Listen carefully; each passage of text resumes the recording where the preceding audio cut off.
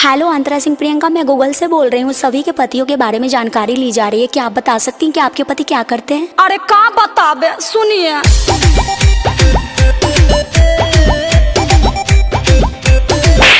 बजाते हैं बैंड मेरे हस्बैंड,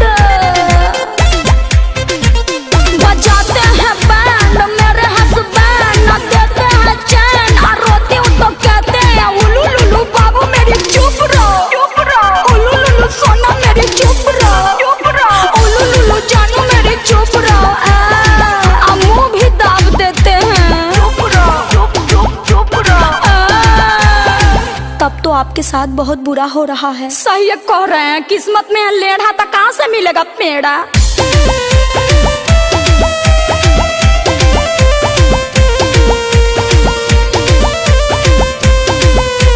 खाते हैं मांस, रहते हैं टांच, बहुत सताते हैं। खाते हैं मांस, रहते हैं टांच, मारते हैं पांच, रोती हूँ तो कहते हैं उलू लुलू बाबू मेरी चुप रहो, उलू लुलू सोना मेरी चुप रहो, उलू लुलू बाबू मेरी चुप रहो।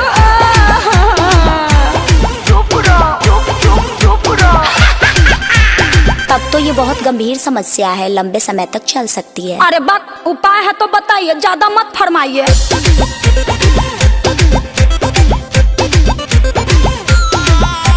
मारते हैं जंप, बुताते हैं लंप, अरे पाठा है।